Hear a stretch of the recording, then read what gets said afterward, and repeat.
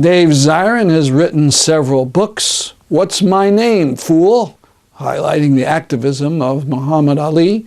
Welcome to the Terror Dome, and his newest, A People's History of Sports in the U.S. Good. Let's start with a little trivia question here for you guys. I'm going to say a quote and see if you could tell me who said this. I hospitalized a rock. I beat up a brick. I'm so bad I make medicine sick. Who said that? Muhammad Ali, absolutely, must be.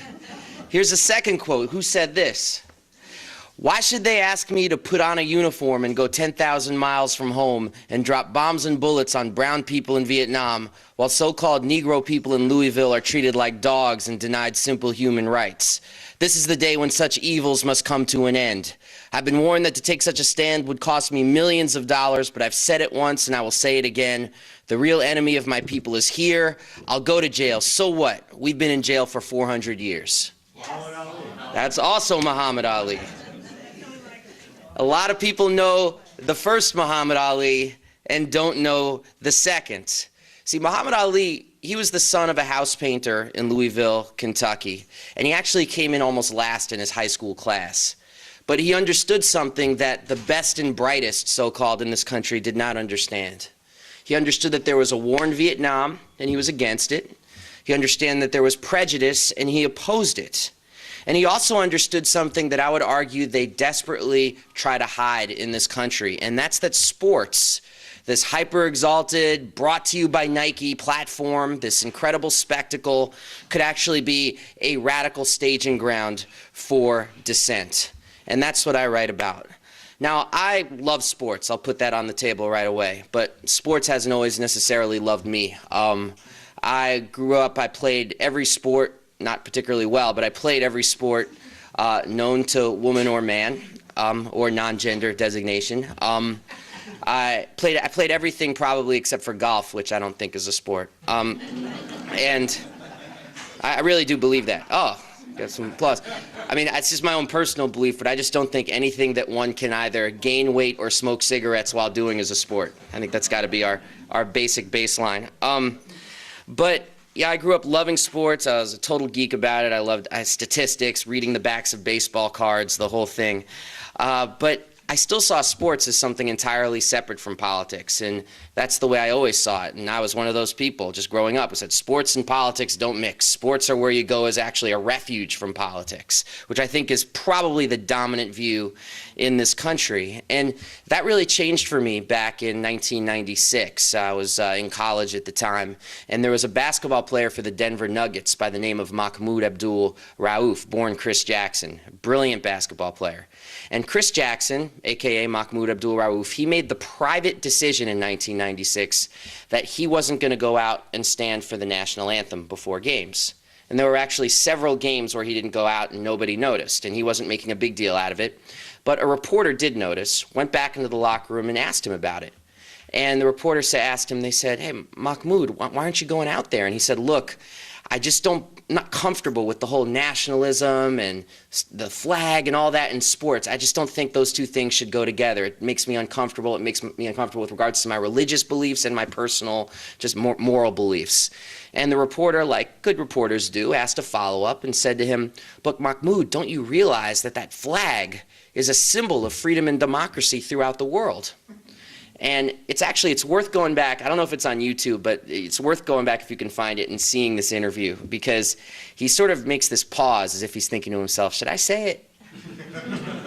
And then he goes, yeah, I'll say it. You can see it in his little wheels turning, and he says, well, it may be a symbol of freedom and democracy to some, but it's a symbol of oppression and tyranny to others.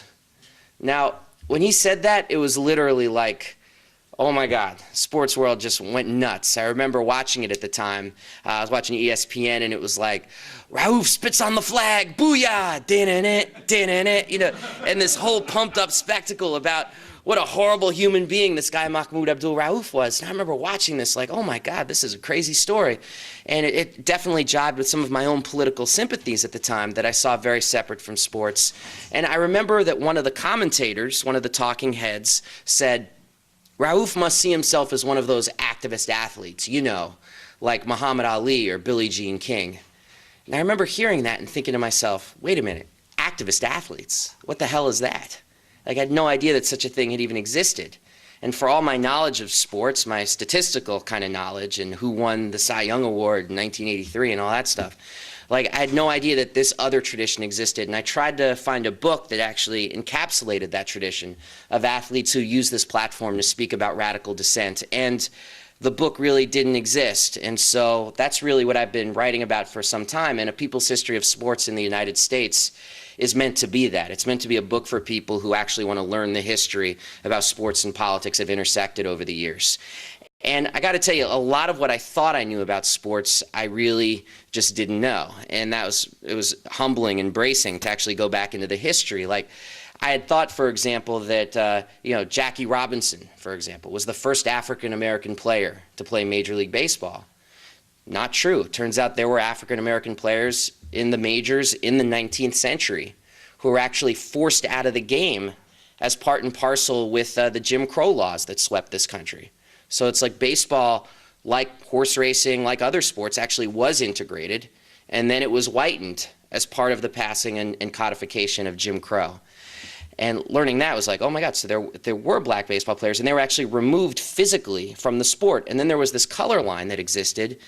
And I thought, okay, well then there's the color line, but then it was Jackie Robinson through his own personal will who integrated the game. I didn't know that in the 1930s there was actually a movement in this country to integrate baseball that was led by the Communist Party press in this country and a writer named Lester Red Rodney. And Lester Rodney actually just passed away this past year, and I was able to interview him at great length for the book. When he died, he was 97, 98 years old. He was sharp as a tack. He was the sports editor of the Daily Worker, their newspaper from 1936 to 1958. And most people are just like, oh my God, Daily Worker had a sports page, and it sure did. And Lester Rodney used it as a place for dissent. And just interviewing Lester was great. Like, he was surprised, first of all, like I sat down with him at this really small kind of rundown retirement village in Oakland, and he was surprised that anybody even would want to hear his stories. And I said, no, I want to hear your stories and I want to tell them. And he said, wow, to be 80 again, is what he said, which was very cute in its way. And the stories he had were amazing. Like, they would do things like little things and big things that made a big difference. Little things like the New York Yankees would have this thing where they would have open tryouts. And he would go down there with African-American prospects and say, open tryouts, let's do it, and actually force the Yankees to try out African-American players who, of course, never made the team. But because baseball's color line was what was known as a gentleman's agreement, it wasn't written down anywhere. It's like they actually had to do it, and they would go down there with the media to do these kinds of stunts. Or other things they would do as well, small things that made a difference, like a young rookie named Joe DiMaggio was doing a press conference during his rookie season, and Lester Rodney was there because he had a press pass, and he would go to all the games, and he was in the locker room. And Joe DiMaggio was asked, like, hey, Joe, who was the best pitcher you ever faced coming up to the big leagues? And Joe DiMaggio, who was not a political person by any account, just answered honestly, and he said, well, I was probably Satchel Paige. Satchel Paige was a Negro League legend. And none of the reporters even published that Joe DiMaggio had said that, except for Lester Rodney. And he not only published that Joe DiMaggio said that, it was huge type like this big. DiMaggio says, Page greatest pitcher, stop the color ban now, exclamation point. But then there were big things he did too, because the Communist Party had a lot of roots in the unions at the time. There would be big May Day or Labor Day parades, and "End Jim Crow in Baseball" became one of the big slogans of the New York and labor movement in other cities as well. And so these things that he was able to do to use sports as a platform to fight for integration, I think, is a very hidden part of our history. And Lester was a living link to that history, and he's certainly missed. Jackie Robinson as well. I mean, my father was from Brooklyn. I was born in Brooklyn, and I would go to sleep at night, sometimes very involuntarily, with stories about the Brooklyn Dodgers that he would tell me for over and over again. And the Jackie Robinson story is always the one about the person who, quote unquote, did it the right way. In other words, he kept his mouth shut, he took all kinds of abuse, all kinds of racism, but because he proved his mettle on the field without being some big rabble-rouser, he paved the way for integration. Now, the story is absolute bunk. I mean, the reality...